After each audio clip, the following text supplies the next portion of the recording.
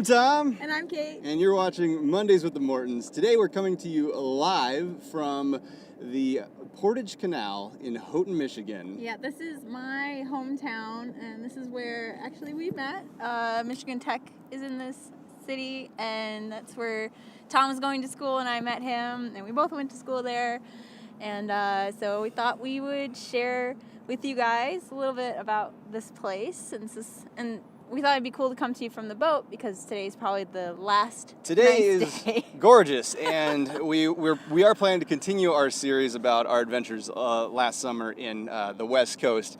But today was too beautiful not to come out in our boat. This is our last chance to be out here, so we got out here and we decided to come live to you guys from the boat in Houghton, Michigan. Houghton, Michigan is in a very, very northern Upper Peninsula of Michigan. It's incredibly quite remote up here. It's difficult to get to.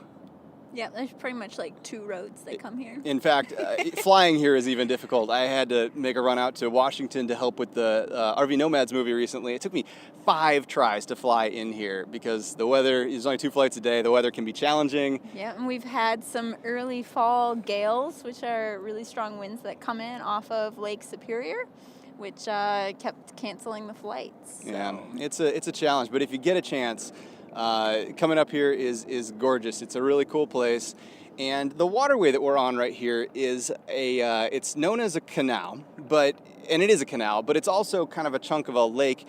It is a canal because if I flip the camera around, you know how to do that, hon? Right here. Yeah. That chunk of land over there is is an island. And the chunk of land behind us over here is the mainland, and it's an island out in Lake Superior. And it's an island because they actually cut a canal through here. It was a very long way to go around this peninsula that is now an island because it's cut for the waterway that's here. And it's a neat place. We love coming out here. 12 miles in that direction and about that direction, you can actually get out to Lake Superior, where we just came from. Yep. The big lake. It's really, really cold. And it's beautiful, but we actually have some hot beverages because the water out there is in the 40 degrees, yeah, and the air is cold even. We got a little cold running back, for sure. Yeah, but it's a really cool place. And what also makes this place really unique is the lift bridge. You want to show them the lift bridge? How about you just pop this off? I think they saw it. Okay. Flip it around. Or I could just show it over my shoulder. There's the lift bridge. It is unique because it is, well, as Tom was saying, the Keweenaw Peninsula is pretty much an island, and this is the only way to get across from the mainland to the Keweenaw, so that's kind of cool. And then also because it is like we said, a lift bridge, so this section right here rises up and down so the big boats can get through. And you'll see that it has 2 levels. So you can drive on either level. And in the wintertime, when there's not a lot of boat traffic coming through here, since all ice is over, this comes down. And it used to be so that trains could get across on the lower level without interrupting the vehicle traffic, but there's no trains that run up here anymore. This has a lot of history in mining. This area had a lot of mining history, and I don't know if you can, and they mined copper up here, and there used to be it used to be very busy up here, and they had trains that came through. The lower level of that bridge used to have trains run across it. They converted it to automobile traffic. And as Caitlin said, in the winter, it is dedicated for snowmobiles. And if you like snowmobiling, this is world-class snowmobiling up here. They get an insane amount of snow, and because they have access like that, they've dedicated that bridge to snowmobiles in the winter. This place is pretty awesome for snowmobiling in the winter. Yeah, and there are hundreds and hundreds of miles of trails up here. Like we said, it's pretty remote. There's not a ton of people up here. There are a lot of trees and a lot of land with lots of trails on there for exploring. So. Yeah, and what's also unique about this area, that it is remote, and that's kind of cool in its own right. It has a lot of the mining history. There's a lot of mine ruins and stuff around here, which is pretty neat. And I guess the other thing that's people are known this area for is Michigan Technological University. We both went to school up here. I came up here for my electrical engineering degree. It is a big engineering school. Mm-hmm.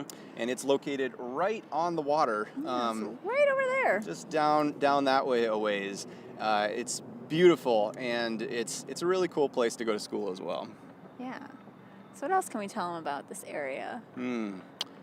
It's got... I lost my train of thought.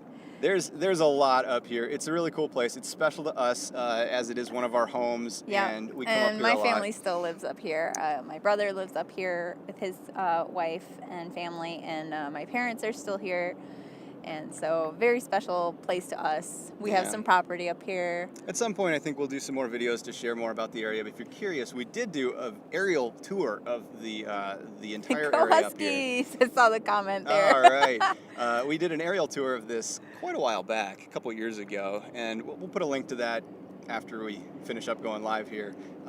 So you can watch that. It's just a drone video where we toured the whole area by air, which is pretty neat. Yeah. So... We've really enjoyed our time here. We've been here probably since mid-August, and it's perfect, beautiful time to be here, August and September, because it's that sweet spot in between when the bugs are crazy bad and when it's actually warm-ish.